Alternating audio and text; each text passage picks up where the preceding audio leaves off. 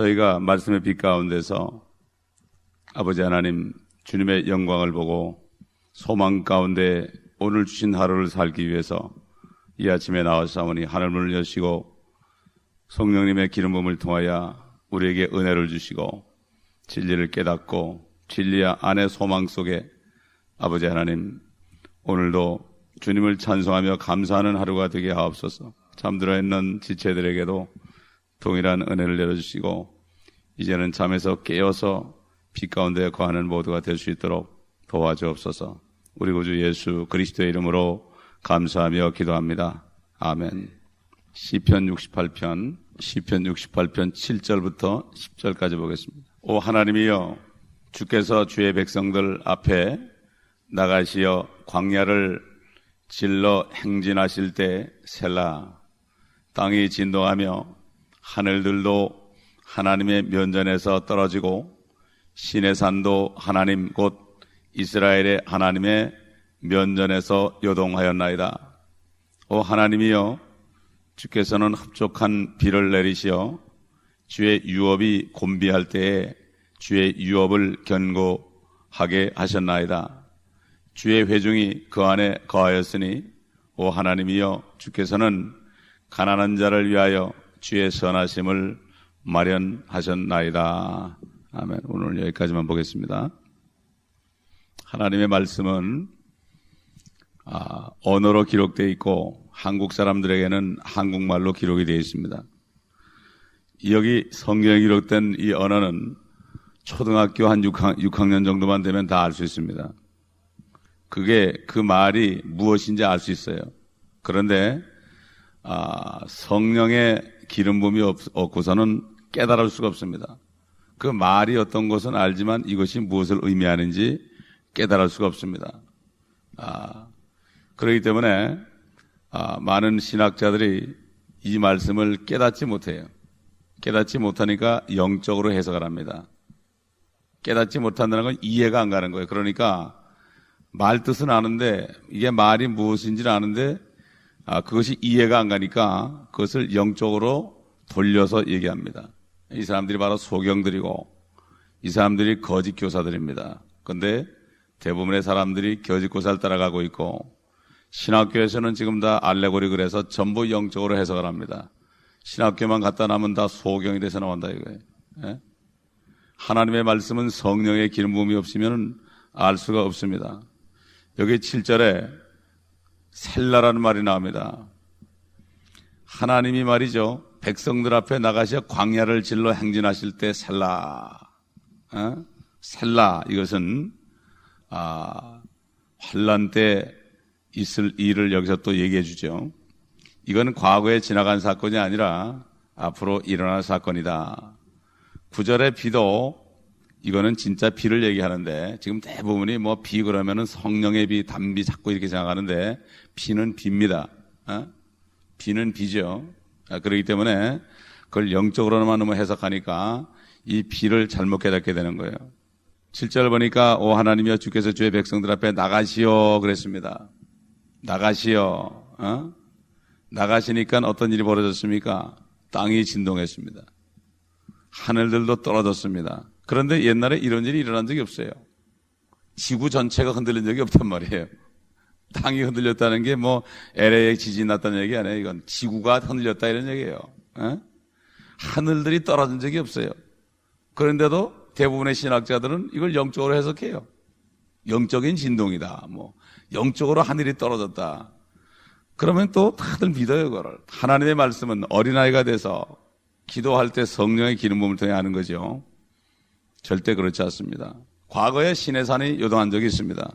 그러나 주님이 하늘에서부터 강림할 때 요동한 거지 광야를 질러 행진할 때 요동한 게 아닙니다. 물론 여호수아를 통해서 모세를 통해서 광야를 행진한 적이 있습니다. 그때 땅은 진동하지 않았습니다. 이것은 주님이 재림하실 때 이스라엘 민족들이 광야를 거쳐서 가나안 땅에 들어간 그 행로를 거쳐서 주님이 재림하십니다. 성경을 보게 되면은 그래가지고 재림하셔가지고 감람산 위에 올리브산에 오십니다. 그렇기 때문에 이것은 실질적으로 앞으로 일어날 일입니다. 앞으로 조만간 일어날 일입니다. 여기 지금 3000여 년 전에 성령께서 다윗에게 이런 메시지를 줘서 그렇게 아주 정말 실감나게 기록했는데, 오히려 지금 몇 년 후면은 이런 일이 일어날 텐데 지금 사람들이 깜깜합니다. 오히려 이런 걸 얘기하면 듣기 싫어합니다. 왜 그렇습니까? 깊은 잠에 들었습니다. 깊은 잠에 들어서 막상 이런 일이 일어날 때는 아무것도 몰라요. 사람들이 초저녁 때는 뭐 얘기하고 막 그러다가 나중에 새벽에 되면 다 잠이 골아떨어져가지고 누가 집어가는지도 모르죠. 그냥 퍼져 잡니다. 지금이 바로 의의 태양의 신주님이 떠오르기 직전이기 때문에 밤이 깊었어요. 그러니까 잠들이 고온히 영적인 잠을 잡니다 지금. 사실 이스라엘 백성들이 옛날 광야를 통과할 때에, 이집트에서 나와서 통과할 때 흡족한 비를 내린 적이 없습니다. 예? 그렇기 때문에 우리는 이 사건이 과거의 사건이 아니라 앞으로 일어날 일이라는 것을 너무나 분명하게 알 수가 있습니다. 예? 땅이 진동한 적이 없고 하늘이 떨어진 적이 없어요. 그래서 8절 9절에 보면은 땅이 진동하고 하늘들도 하나님의 면전에서 떨어지고, 하나님의 면전에서 떨어졌다. 하나님이 직접 오셨다 이런 얘기죠. 재림하셨다. 떨어지고, 시내산도 하나님 곧 이스라엘의 하나님 면전에서 요동했다. 에? 이건 옛날에 요동한 것이 아니죠.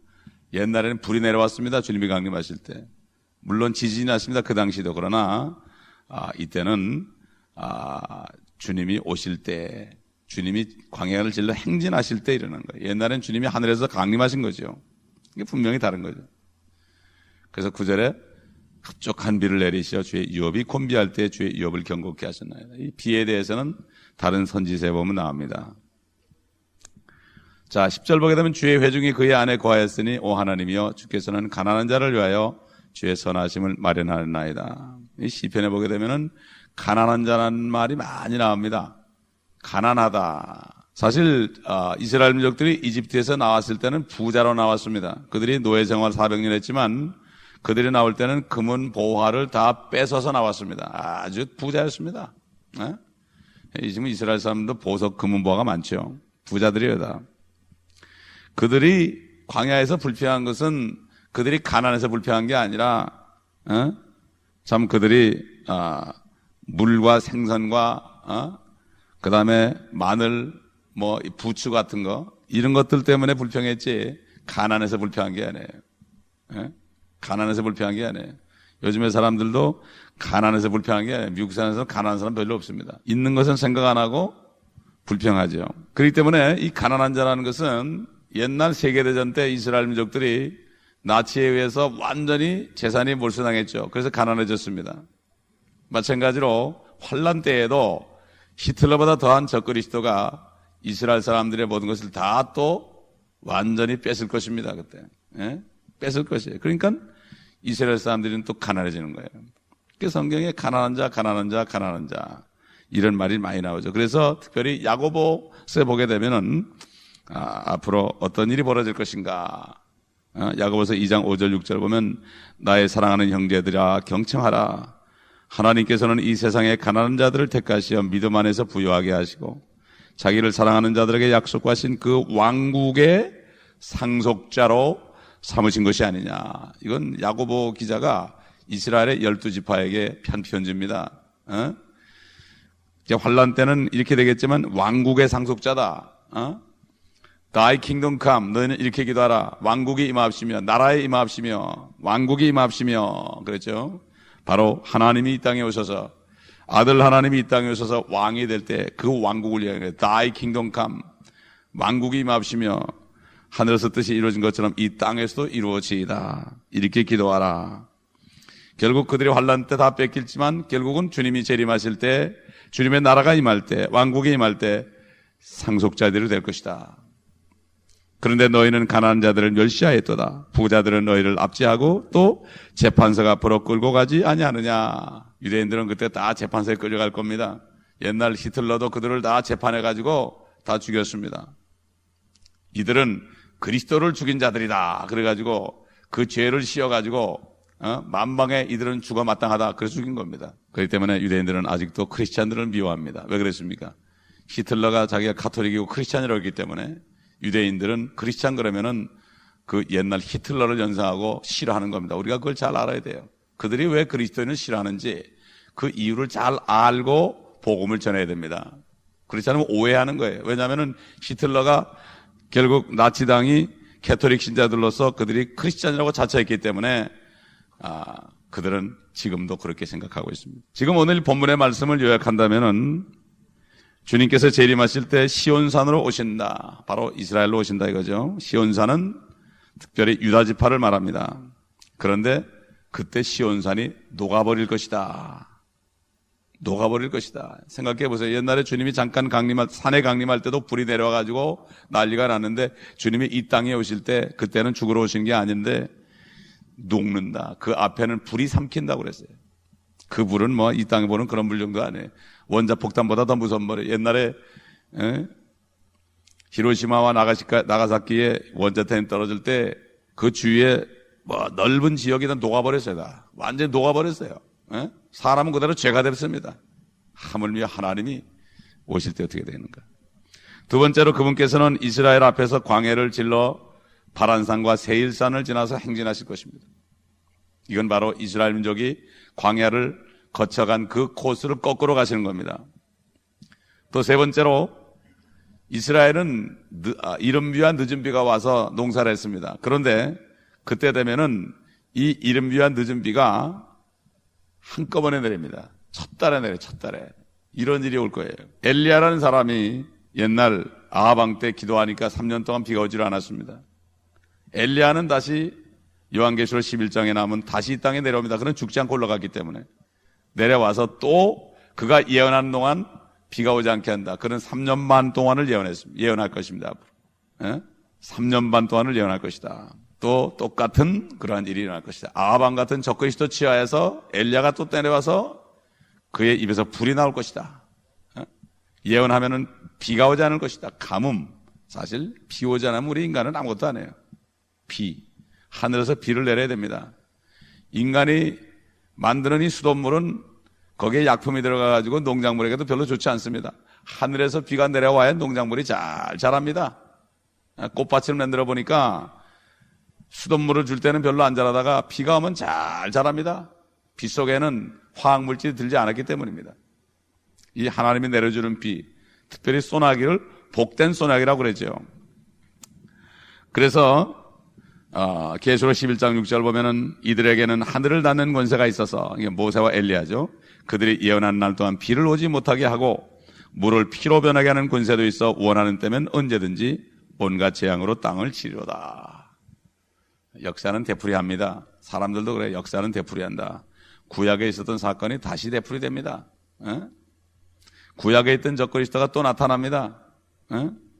사울 같은 사람이 나타납니다. 압살롬 같은 사람이 나타납니다. 히틀러 같은 사람이 나타납니다. 이 성경 전체의 메시지예요.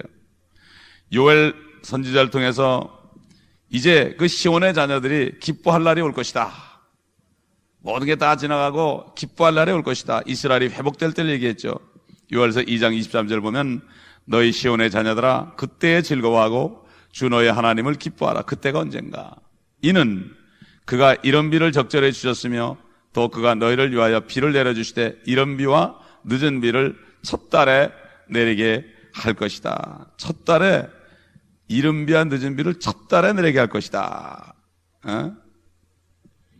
아모스 선지자를 통해서 이스라엘이 회복될 때에 9장 13절 보면 주가 말하노라 보라 그 날들이 이르리니 밭 가는 자가 추수꾼을 앞서며 포도를 밟는 자가 씨 뿌리는 자를 앞서리라. 산들은 단 포도주를 떨어뜨릴 것이요 모든 작은 산들은 녹으리라. 이런 일이 실질적으로 일어납니다. 젖과 꿀이 흐른다. 어떻게 젖과 꿀이 흐릅니까? 본 적이 없죠. 이 황폐한 이 땅에 그런 일을 본 적이 없죠. 이 땅이 회복될 때 이스라엘 민족이 회복되고 이 땅이 회복될 때 이런 일이 있을 것이다.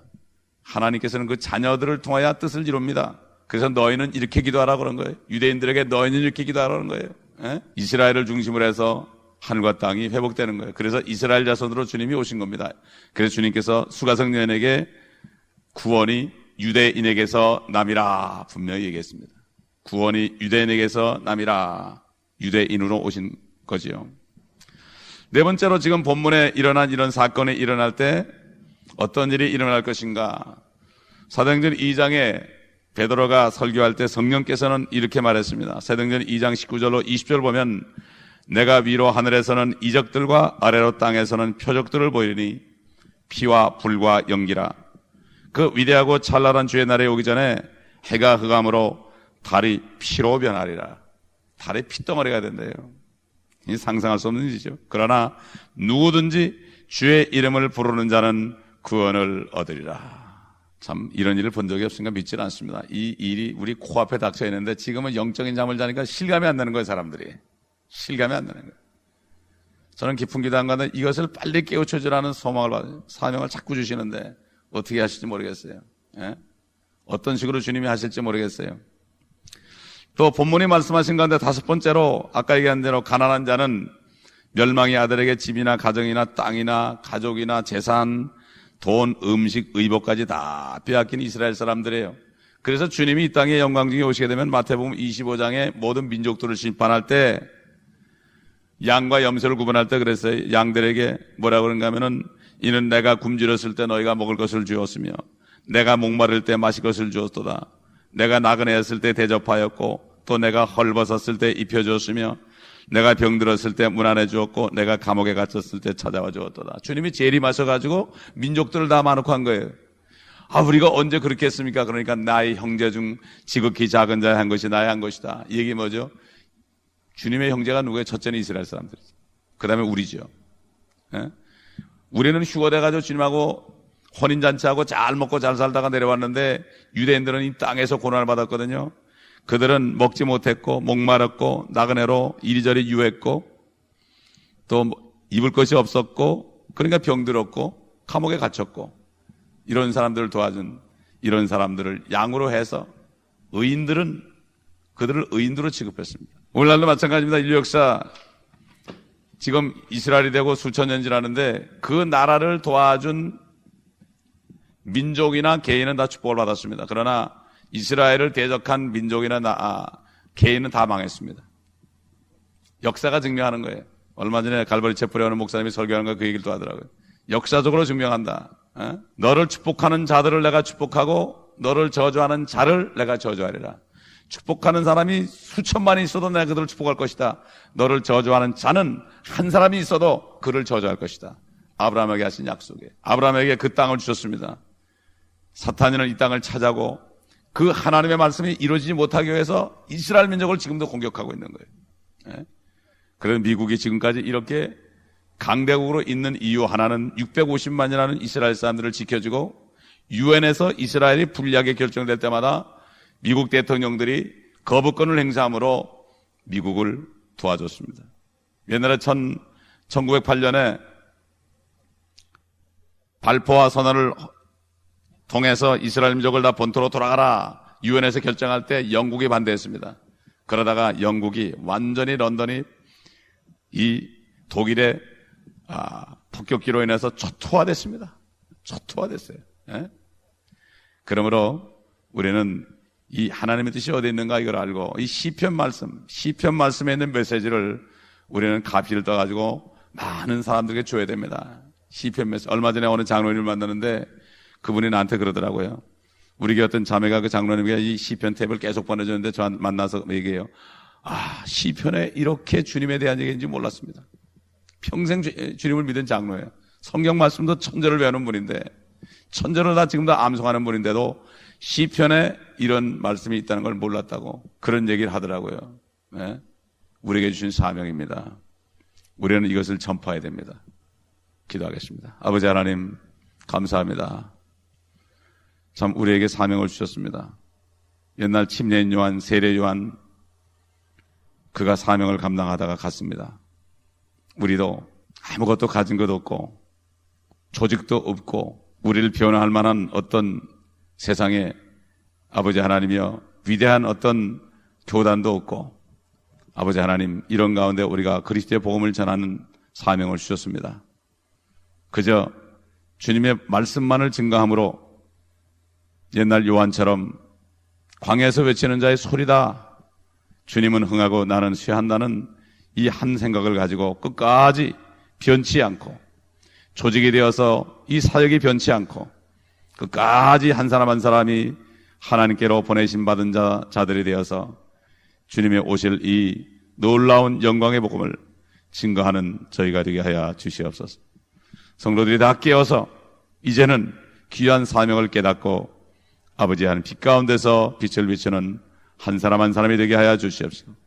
사탄의 유혹으로부터 저들을 건져주시며 악으로부터 구해 주옵소서. 주 예수 그리스도의